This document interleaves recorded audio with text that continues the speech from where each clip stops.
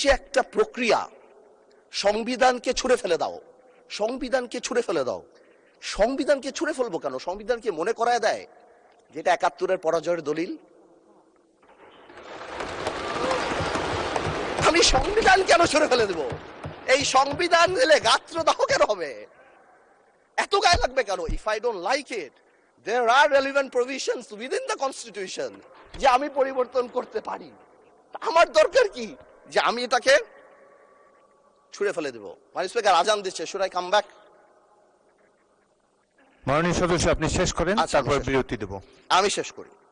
তো আমি সেটাই বলছি, আমি আরো অনেক টেকনিক্যালিটিতে যেতে পারতাম, আইনে যেতে পারতাম। আই এম শিওর আমাদের সম্মানিত সদস্য আইনমন্ত্রী সাহেব আছেন, উনি কথা বলবেন। আমি শুধু একটা জেনারেল কথা বলি, ইউনিটি ইজ দ্য কি।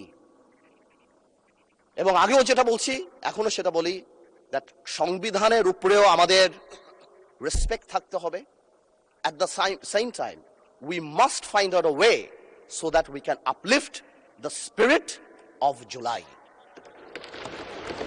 এবং এই কাজ আমাদের, to see between the lines, to draw between the lines, to balance between the lines, আমরা পলিটিশিয়ান, এটা আমরা করব।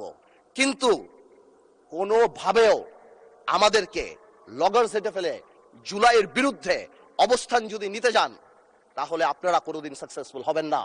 আপনারা যদি এই জুলাইয়ের উপর মাথায় কাঁঠাল লেগে, আর এনসিপি যে আমাদের দল, আমাদের হিরোরা যারা যুদ্ধ করেছেন, যারা এখানে আছেন, তাদেরকে বলে দিই, আপনারা জেনজিকে রিপ্রেজেন্ট করেন, জামাত জেনারেশন হয়ে যান না।